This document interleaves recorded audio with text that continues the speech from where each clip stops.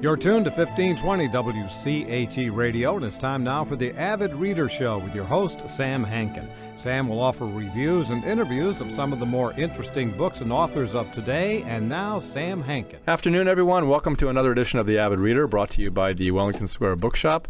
Today, we're pleased to have with us Phil Klay, author of Redeployment, just published last week by Penguin. Phil's work has appeared in Granta, the New York Times, and the Best American Non-Required Reading. This is Phil's first collection of short stories. Redeployment is a grouping of 12 stories, in part based on Phil's recollections of Iraq and his service during the surge, well before, I guess, he received his MFA from Hunter College.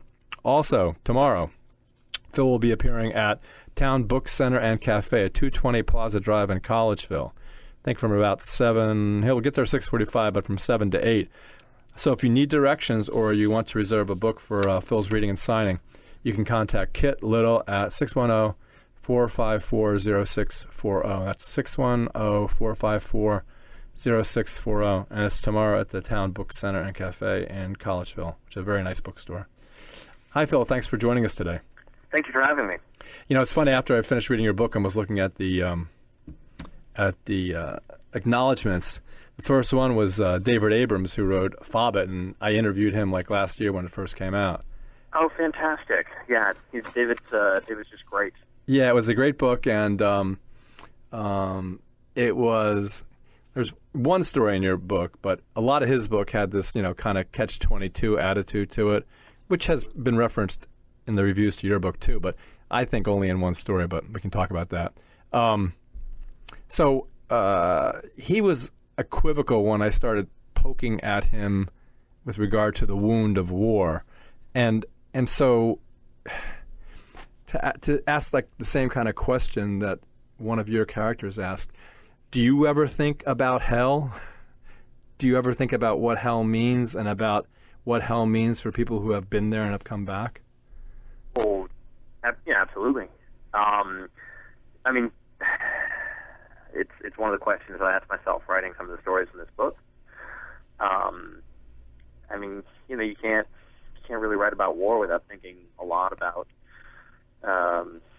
human suffering, and also just about the moral stakes involved in in going into Iraq, the stakes involved in getting out, and in all the little all the decisions, large and small, that were made. Both at home and overseas. It's funny in reading your book as a reader, not even depending on what your view is with regard to war in general or the war in Iraq or the war in Afghanistan, but you as a reader are torn because it's hard to tell from this collection of stories how you end up feeling about it. And I think that's part of the whole thing is that there's, and if you go to the first the first story, which is, let me look at my notes here. So if you go to the first story, which was the one that was in Granta and is the title story, Redeployment, the first line is, "We shot dogs." And if you look at that standing alone, it doesn't mean that much, but in actuality, that kind of encompasses the entire book, doesn't it? You can say no. Well, I mean, I certainly, very early on, I knew that line was going to be the opening of the collection. I knew that was going to be, my entry point. It was that story was the first story I ever wrote. It was that line was the first line I ever wrote. And it served. It served as my way of getting into this kind of complicated territory. I think that the narrator of that story, is telling stories about both when he was overseas, but then also the sort of weird process of coming home and what that meant. And that's central to the entire book, not just the experience of going overseas and doing a particular job over there, and the decisions that you make there, but also, you your relation to America when you come back, and the way in which people in America think about these things is also kind of deeply important to me. Yeah, I know. It's really, I mean, you can look at it like we shot dogs. We didn't mind shooting dogs. We even had a name for shooting dogs. We did it. But people don't shoot dogs. And then when you come back, people aren't shooting dogs, but you get into a situation where maybe that exigency has to arise again, but for a completely different reason. And because you've been where you've been. Well, it's not that he didn't mind it over there, right? The opening is, we shot dogs, and they talk about how they call it Operation Scooby. Right. But then he says, I'm a dog person. So I thought about that a lot. And then he sort of gets into the rationale behind why. I think that all of these things get sort of more complicated when they're worked out, and then you end up thinking about them later when you come home. Well, and sometimes you end up, and this is, I guess, one of the milder ones, but sometimes you end up thinking about them for the rest of your life, or taking actions when you come back that you would never have considered taking otherwise. Right. And then in the second story, it's Frago or Frago? Frago? Frago, yeah. Yeah. This is what got me. I mean, so there's, in the first page, there's all these acronyms. There's human, there's IED, got that one. Right. BVOL, I have no idea. Salute, AKS, got that. AX, RPKS, RPGS, NCO, got that. SAW, PFC, got that. WIA, KIA, got those. EPW, SOB, CCP, TQ, IFAC, SITREP. So I thought at the beginning I was flipping to the back to see if there's going to be a glossary. Yeah. But then in one story later on, which was even full of more, I thought, is this deliberate, that there's a language over there that none of us know, will never know? Because I don't know what those things mean. Right. So there are two stories that are of the 12 that are very acronym heavy: Frago and OIF. First off, you can't really write a book about the military without using some jargon. It's just it's a part of the way that the people talk about these things. And the other thing is, I feel like for each story, it was important to find the voice of that narrator and the way in which they'd express themselves, and also to So Frago has a lot of acronyms. OIF has a lot of acronyms as well, but those are very different narrators, and they use the acronyms in very different ways. Frago is sort of a very kind of in your face. He's not interested in sort of sugarcoating anything about that story, right? It's a story about a raid on a torture house, basically, and then the aftermath of that. And it's a very sort of unapologetic story by a squad leader about what that was and the decisions that he made as a leader, trying to take his men through it. His attitude is I think matched in the way in which he uses language, or at least that's what I intended. Whereas with OIF, there's one of the things about the military is it's not just that there's a military language that veterans understand, but it's harder for civilians, but that every subculture in the military has its own language. I remember sitting in on the op order to give you another acronym, the op order for 2MEF before we went over to Iraq. And it was just this meeting with, lieutenant colonels and majors and master gunnery sergeants from all over, and we just keep going down the order and go, does anybody know what this acronym means? Anybody? Does anybody know what this acronym means? And it gets ridiculous, but that while it can be obscure and alienating, and that's part of the point, it can also be expressive. And I was interested in trying to, work with that language. And I also, I had a lot of civilian readers who, I sent those stories to. I sent all the stories to both civilian and veteran readers when I was working on them, because I very much wanted the sort of emotional stakes of the story to be apparent, and for them to be able to understand those, even if they didn't understand every acronym. And they said with OIF, there are not a lot of vets who know every acronym in that story, and that's part of the point.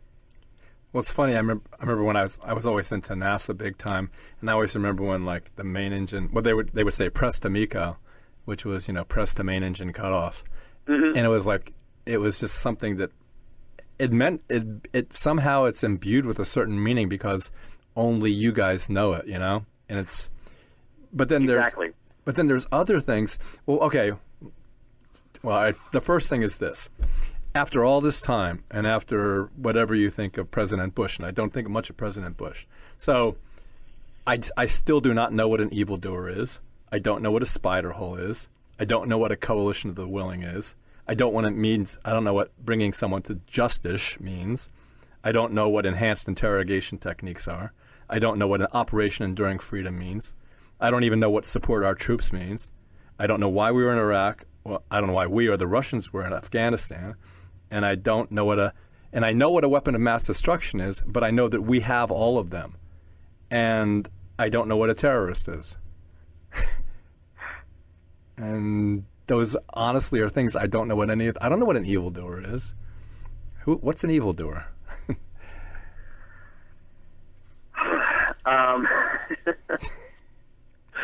That wasn't a question. Sorry, you can just let it go. Yeah, you should ask Bush. Well, I mean, if after 9/11 you say let's invade Iraq, and they say, hey, they didn't have anything to do with it. Well, we're going in there. Well, why? Well, they tried to kill my daddy or whatever. So we're going into Iraq, but they weren't Iraqis. And in my opinion, there weren't really that many Al-Qaeda operatives in Iraq to even go after. So my real question, I guess, about the war has always been, what do you guys do when you wake up in the morning? I never understood what you would do. Well, here's the thing. I think there's a tendency for people, particularly regions of the country where not a lot of folks join the military, to sort of think that if you join the military, it means that you sort of 100% on board with, the policies of the Bush administration if you join during that time. And it's more complicated than that. I know, I have a friend who protested the Iraq War and joined the Army. I think that when you're talking about sort of the broad decisions to go over and a lot of the policies that were made, those are things that are happening at the top. And then there are the decisions that you were making on the ground in Iraq where you're trying to make things better. I mean, I was there in 2007, and what was I doing? I mean, we came in. There's a suicide truck bomb outside our main gate relatively soon after we came in, and brought the injured on the base and tried, and the surgeons were doing operations on the floor because it was so overcrowded on the trauma tables. And you see something like that, and you kind of think like, okay, like these people that we're trying to fight are really bad. They just blew up a truck in the midst of a bunch of families going to mosque. It's not, at that point, we're not thinking about like, hey, should we have invaded 4 years ago? It's, I'm here. Here's what I can control, and here are the decisions that are within my power, and let me try and do those to the best of my ability. The soldiers are overseas and they're busy. The Marines are busy. They're busy making those decisions on the ground level, and it's the responsibility of the American public to hold, of which the soldiers and Marines are a part of that, but to hold the leaders responsible so that those efforts are not going to a misguided or aimless policy, right? And I think it can be hugely frustrating. I think members of the military can be far more angry about some of the things that happened than you are, because they were there and they were they're seeing people died for those mistakes, and they have experiences with Iraqis who the Iraqi population has gone through a lot of horror. So that affects a lot of us very deeply. Well, one of the things you have one of your guys saying is, how many Marines does it take to screw in a light bulb? You wouldn't know you weren't there. And I understand that completely. And I'm just a wuss who never killed anybody. Right. And that character makes sure to point out that that's right. Yeah. That's kind of Sorry. BS, right? It's a claim. It's an appeal to respect my authority, even if I'm feeding you a line of garbage. But the thing about it is, and I'm not trying to be, I don't know, supercilious about this. I still honestly do not know who we were fighting. When we went to Iraq, I know we were going after Saddam Hussein. I know Osama bin Laden. We looked for somebody who was right next door being taken care of by the military in our own allies' country, whatever. But the point is, I don't know when we got on the ground in Iraq and after Saddam was down. Isn't it true that there really weren't any Al-Qaeda operatives in Iraq when we first landed? They saw this. In terms of that, what were we doing? Part of that is because there wasn't a great degree of planning. For the post invasion, a lot of the people who were the experts in the region are, a lot of the people who actually predicted some of the things that would happen were sort of pushed out of decision-making responsibilities because their narrative of events didn't fit with what was supposed to happen, right? Which is that we get rid of Saddam and then it would be great. And so part of the reason why it was you say we don't know who we were fighting. Well, it's because there were a lot of different groups. There's I think it's in Dexter Filkin's book, The Forever War, where he just got a list Right. of all the different groups in, I think, Fallujah who were, fighting the Americans at the time, and it just, like a couple pages of this name. It was a complicated, chaotic time. But the thing about it is, though, okay, there's this really thin veneer of civilization we all live on. And then when you go over there, all of a sudden that veneer of civilization is completely gone. And you pretty much can do whatever you want, whether it's killing a little boy who happens to have an AK-47 in his hand while his mother is next to him screaming, or killing dogs, or bragging about whether you or some other gunnery company killed more people. So all the civilization stuff is gone. But it's just, I don't know, it's just, I can't explain it. It's just, you don't, as a civilian, as someone watching from afar, and you deal with this in many of your stories coming home, like with Jenks and Sarah in War Stories. You have this man who's horribly disfigured, and you have this woman who doesn't really care about him, but cares about the story insofar as she can use it. And I think that's a really good juxtaposition of someone coming back essentially totally destroyed and someone over here who doesn't understand it at all and doesn't really care. Mm-hmm. Well, but also, you let people lie in the book a lot. A lot of soldiers come back and they say to themselves, "That wasn't true, but I said it anyway." yeah. That's really interesting because it happens over and over again in all these stories where I said it, but I didn't mean it, and it's not true. It's hard to be completely honest with yourself and other people about difficult subjects, right? And you know, it's not. I think that a lot of Americans don't want to think about you know, what their responsibilities are in relation to our foreign policy. And I think that I think that there's a lot of look. This doesn't have to just be about war, right? I agree.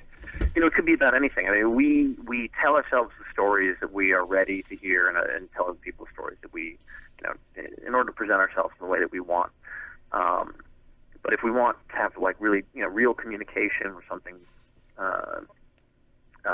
we have to work at it and be willing to sort of expose ourselves to the people and be vulnerable to their taking that story up and maybe interpreting it differently from us. Well, look, the perfect story for that is your story, Prayer in the Furnace. Instead of me talking, why don't you explain that story a little bit, because it dovetails really nicely into what you're just saying about giving up information in order to save your soul, or trying to. Well, it's about a chaplain in a unit that is in a very very violent area, and you said earlier that the sort of the veneer of civilization disappears when you're at war, and I guess it's more that the rules that you're operating under change. It's never that there's not a sort of all these soldiers belong, and Marines and what have you. They belong to communities where there's there are standards for how to act and how to interpret what to do. And one of the problems in that unit is that they don't have good leadership. Right? They have very aggressive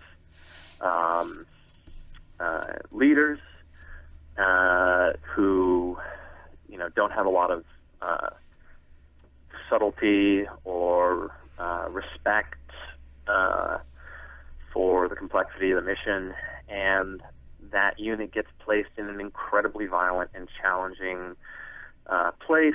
And of course, one of the really horrible things about counterinsurgency is that the insurgents hide among a civilian population. The whole point is that it is difficult to distinguish, a civilian from an enemy combatant, and so, those, some of the Marines in that unit, a Marine comes to a chaplain because he is worried that his unit has basically lost restraint, and then the chaplain has to figure out, can he do anything? How can he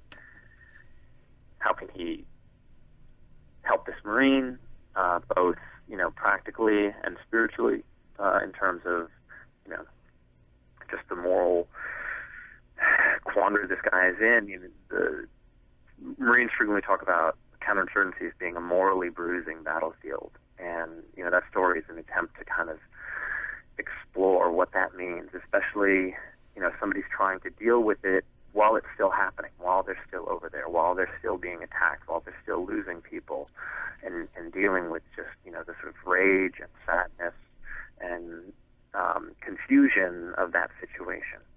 What's really good about that? Well, they're all good, but the chaplain there is the most, in my opinion, the most sympathetic character in the book, especially when he writes to his mentor and the letter he keeps, in the plastic.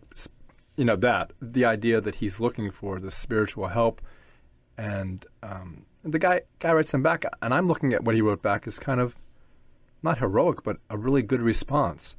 But then the cool thing about your stories, when you talk about Rodriguez, is that here's a guy. He might not be the greatest guy in the world, but he comes to the chaplain, and he is trying to understand the nature of hell.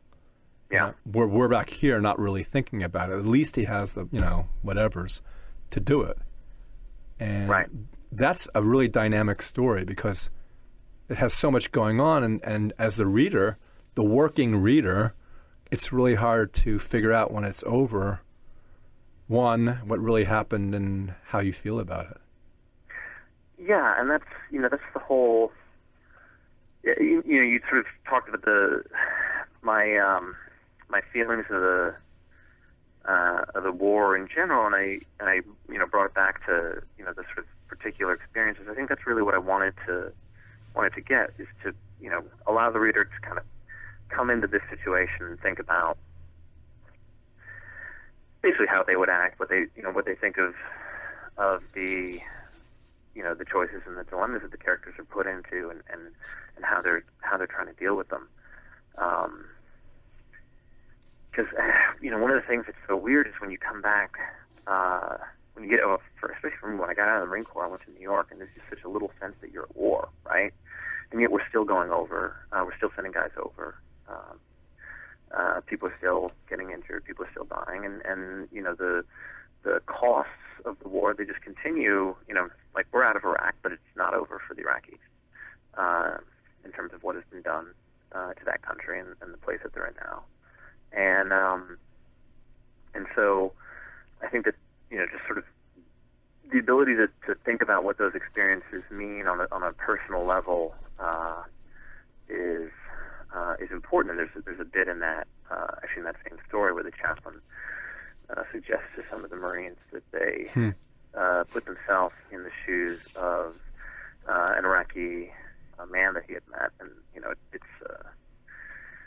it doesn't really go over well. No, and it's exactly what you would think.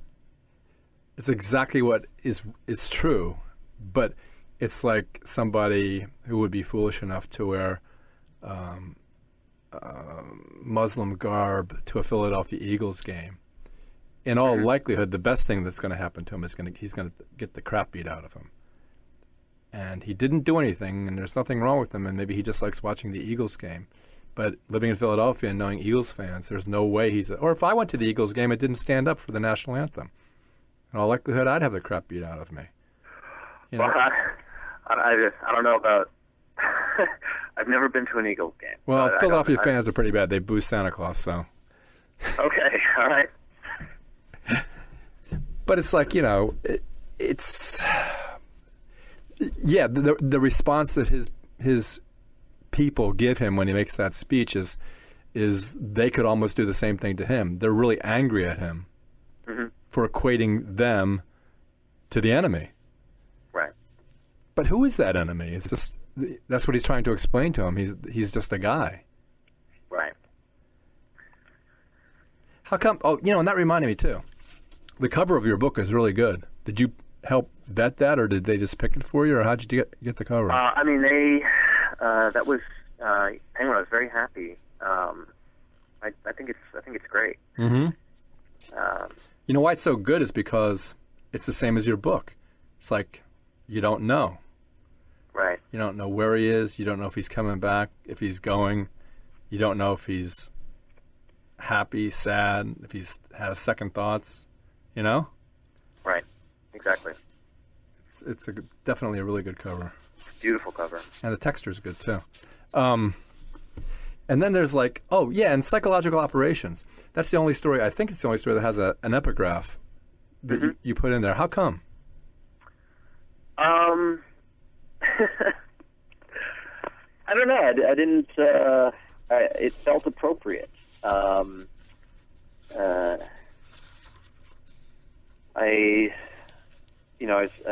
was reading some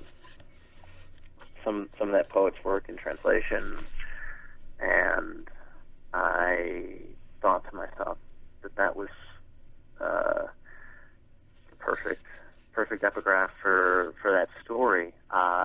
Because it's about a psychological operations specialist. So he's somebody who's trained to use words as a tool, right? Which is, how we all use them. But he's acutely conscious of the way that words and cultural notions can be leveraged, right?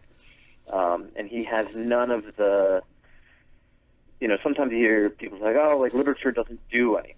I mean, we navigate our lives through the narratives that we tell each other, right? And he knows that more acutely than others because he's literally killed with narratives, basically.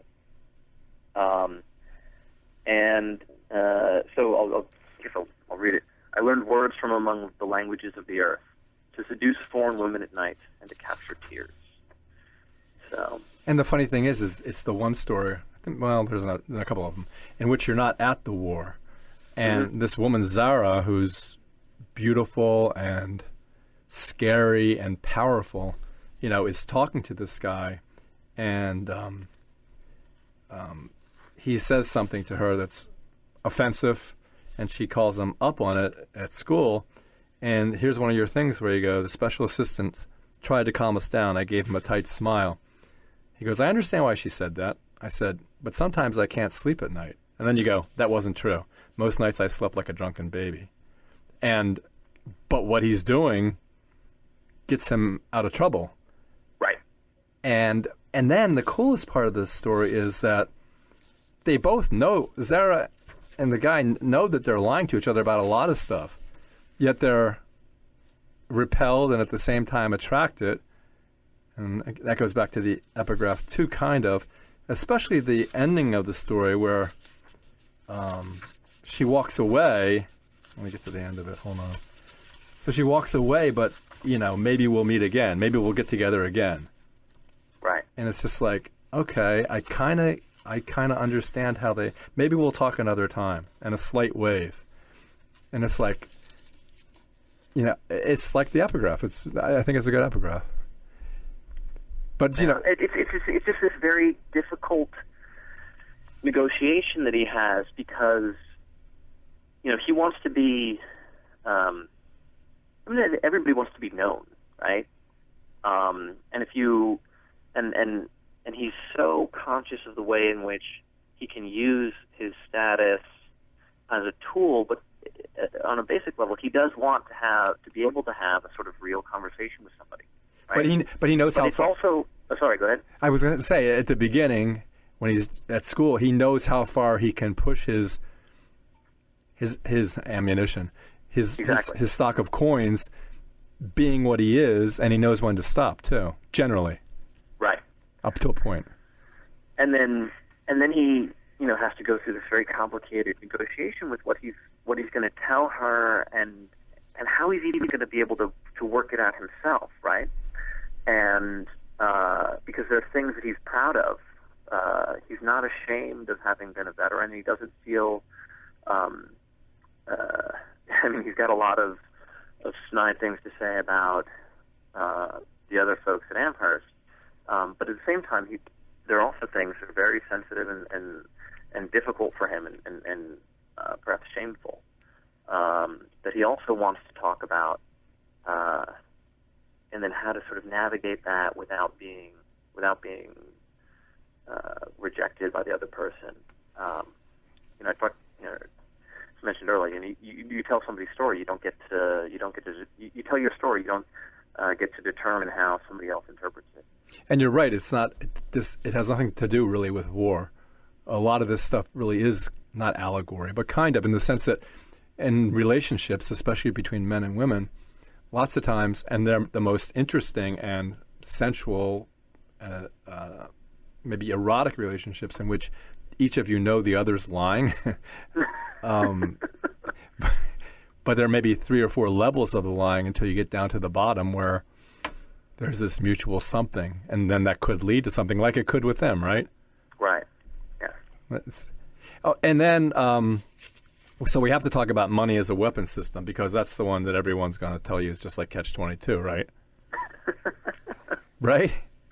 Yeah, yeah. There have been a lot of references to Heller for money as a weapon system. Well, why don't you talk a little bit about that? Because it is the only one, not that it's full of humor. In fact, there's some pathos in it, but that is figuratively the Catch-22 of the system. Well, it's about a foreign service officer who comes in, and this is a guy who they said he didn't support the war when it started. He's a State Department guy who's very skeptical of of the whole project. But he goes in and he's tasked with running this embedded provincial reconstruction team, and it's one of those areas where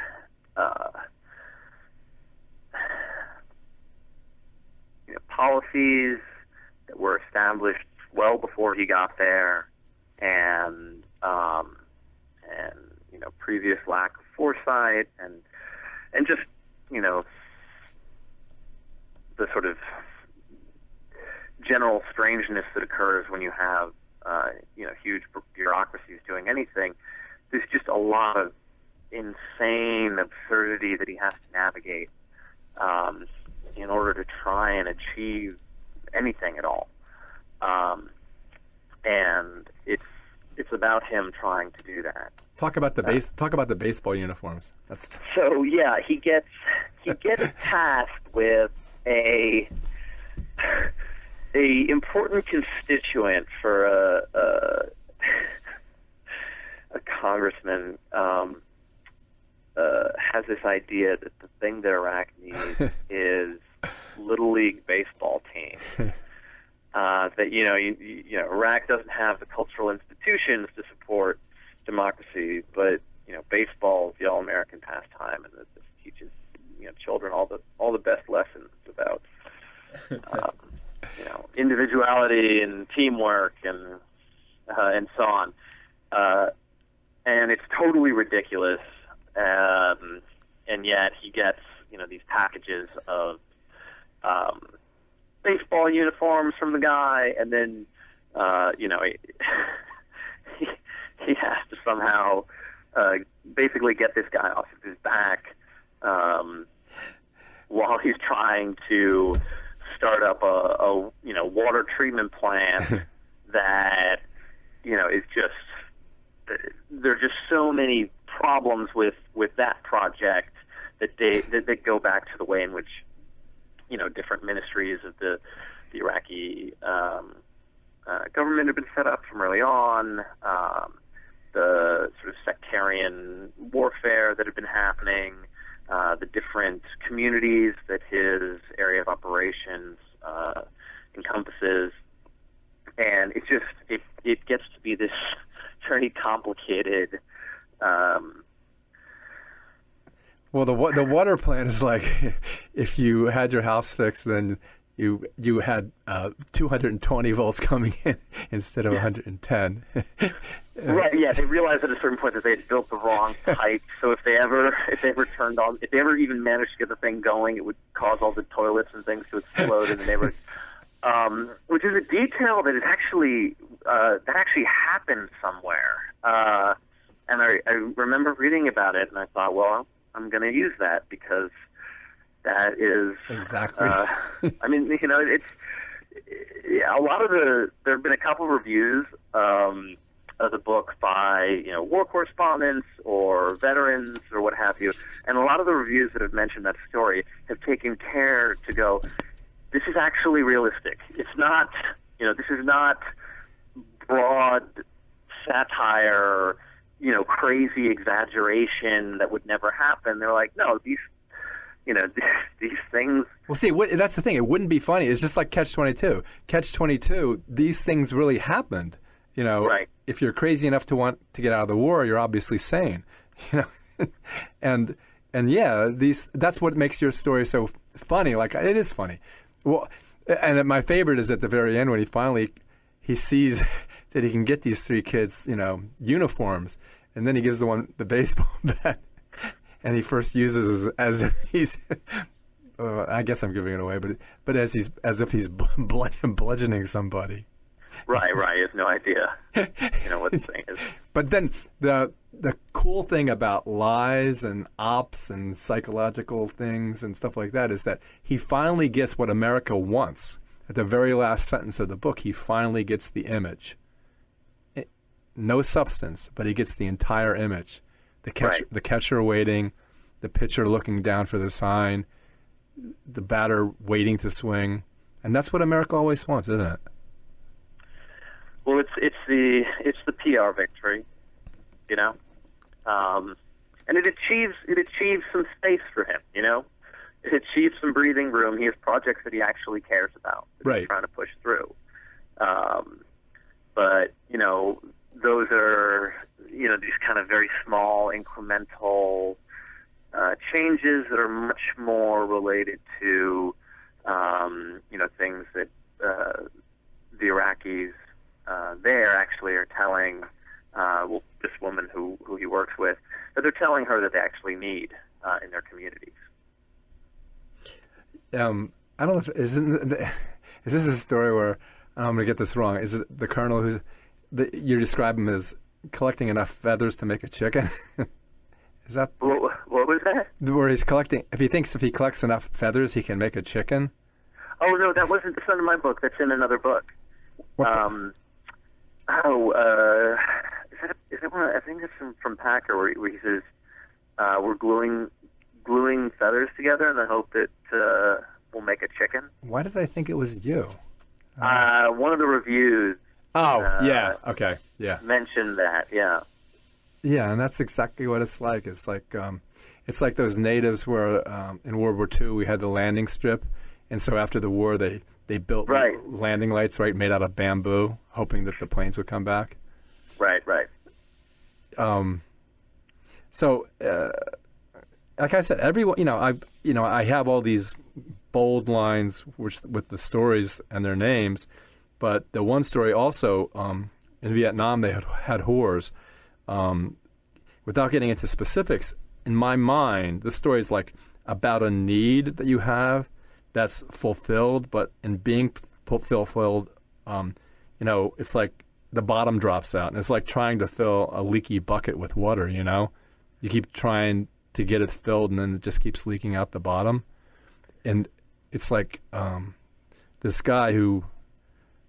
Well, you explain that one too. I don't know why I'm trying to explain your book. Yeah. Vietnam had whores. In some ways it's about some really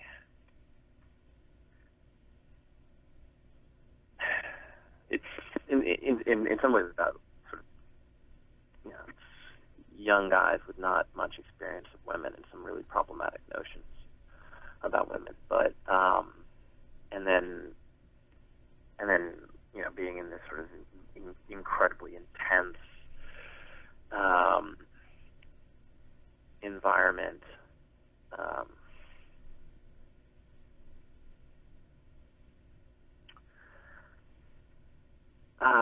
Let's see. How do I even talk about that story? There's this sort of, by the end of that story, he's trying to just find something that will allow him to not actually think about what he's even doing. Right. He wants to have enough money in his pocket to do it again, even though he doesn't want to do it again. Right. He's trapped in that place that the guy brought him to. The team leader who had been probably a more positive influence in his life died overseas, and so this is what he's left with, and he's trying to figure it out. And I guess the two last we can talk about is the penultimate one, which is, unless it's a sucking chest wound, is about honor and medals and what medals mean and the hierarchy of medals, and then how you can fit back into society if you want to, and then how you can't. And tell a little bit about Boylan and Vogler, and as everyone says, you talk about all these in the first person. So talk a little bit about that story. But the narrator of that story is an adjutant, right? So he was with a unit that went through some very hard things. He didn't personally, but he did write or help, push through the award citations. And one of his friends, who's a platoon leader, this guy is very torn up about Marines who used to work for him who died, and And the narrator gets out of the Marine Corps, and he's doing well. He goes to NYU. He's kind of thinking over his options. He's got lots of great options for. He goes to NYU Law School, and he's got great options for jobs. Yeah, he's going to make $160,000 a year. Right. Yes. And he meets up with his friend, who he's always sort of looked up to, because this guy lived the life that you're supposed to live.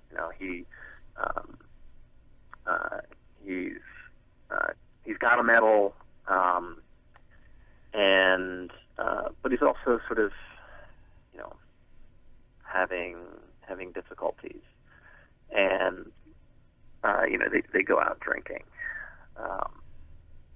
and he's trying to work through all the feelings that he has, and the kind of guilt. The narrative works through the guilt that he feels about, the fact that he left this organization where people are still out trying, still going overseas, still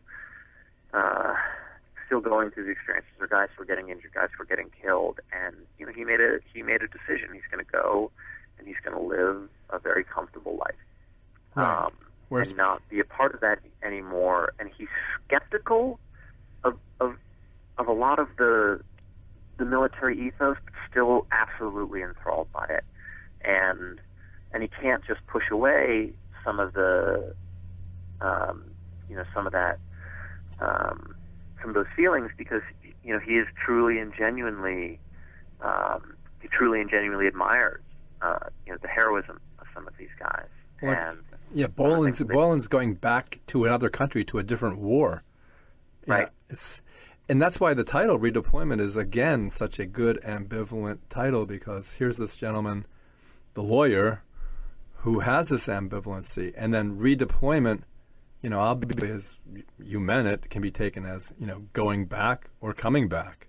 Exactly, yes. And, there's no right answer. Boylan chooses one way, and our narrator chooses the other. But the narrator is intelligent enough to know that there's a dichotomy. Boylan might not be that way, but he's confused. Right. Yeah. And then the last story is which I like a lot, because it's very simple and poses a simple question that the protagonist attempts to get answered, and he can't, which is 10 Clicks South. So it's a simple story. Why don't you tell that one? So it starts out, and it's a bunch of artillery guys at the chow hall, and they have just done their first artillery mission against an actual human target. They've been shooting a loon mission, so they've just been shooting things up into the sky that then provide a lot of light, basically. And this is the first time where they're told they're bad guys. The bad guys are 10 clicks south here, about 6 miles roughly south of the base that we're on, where we're totally protected. And they fire the mission, and they're told that they hit the target along with the other people in the battery, and then they go to lunch, and they're really excited because they just did their first real combat thing. And then the question becomes, well, did we kill anybody? It seems like we did, but there were other guns firing. And if we did, how many people did we kill? And how many people did we individually kill? Because it's a team of us. It's not like a rifle where one person, fires the rifle. It's a team of Marines all working together to fire this thing. And then we never see the body. We never, we never have to look at what we did or even be entirely certain of what happened. And so the narrator of that story is relatively young. He just got married before he went overseas, and he has this idea that maybe if he goes to the PRP unit, he can see, they might have brought the dead in, and he can look at what he did. And so it's a story of him trying to somehow get a more more tangible, visceral sense of what he was even involved in, even though, which is difficult because he had such a distance from it, even though he was directly, involved in shooting a gun at human beings, or shooting a howitzer at human beings. There's so many different layers in the story, and it's such a short story because, they divide by 9 Marines, and they figure you killed 0.7 people. That means like a torso and a head, or a torso and a leg, which goes back to my feeling about civilization. And then you got Sergeant Dietz, who's like, look, leave me alone. We killed all these people. They're dead. And it's a crew operated, don't worry about it. It's crew operated. You all killed them. Don't worry. And then you got this kid who's like a really sweet kid. And not only is he wondering about whether they killed somebody, but he's trying to see that if they were still maybe living a little bit, that would there be someone who could go out and maybe bring them back? And the answer is no, we don't bring them back. And it tells so much about I don't know, human nature. It's all human nature. It's like Sanchez calculating how many parts of a person did you kill. Americans have 2.2 children, whatever. And then this guy Dietz, who's just going to, that's it. We did it. And there's no question in his mind. And then there's one person who can't and doesn't want to let it go, and nobody will listen to him. Right. And that's how your book ends, right? Yeah. Somebody trying to figure out, basically their own responsibility for it and how they should feel about it. That's the thing. It's like people know what they're doing. They know where they're doing it. They know when they're doing it. They know who's doing it. They just don't know why they're doing it. And a lot of people, pretty much everyone in your book is asking some kind of why. Right.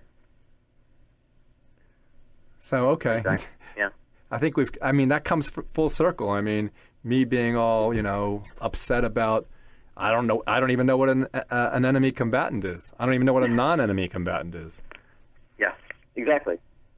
I don't know who these people are. I don't know what they did to us, and I don't know why we're doing what we did to them. But the manly thing is that these veterans, these people who come back, those moments that in Vietnam or Korea or Germany or the Philippines or wherever, those are the moments in which they've been most alive. They've never been more alive in their life. And that's why some of them still crave it, I guess, right? Yeah, that's another question, right? Sebastian Junger's written about this, right? Right. The sort of excitement that they feel, or the sense of purpose. And then I think that, whether you feel that you were most alive overseas or, I don't know. I felt pretty alive during my wedding. But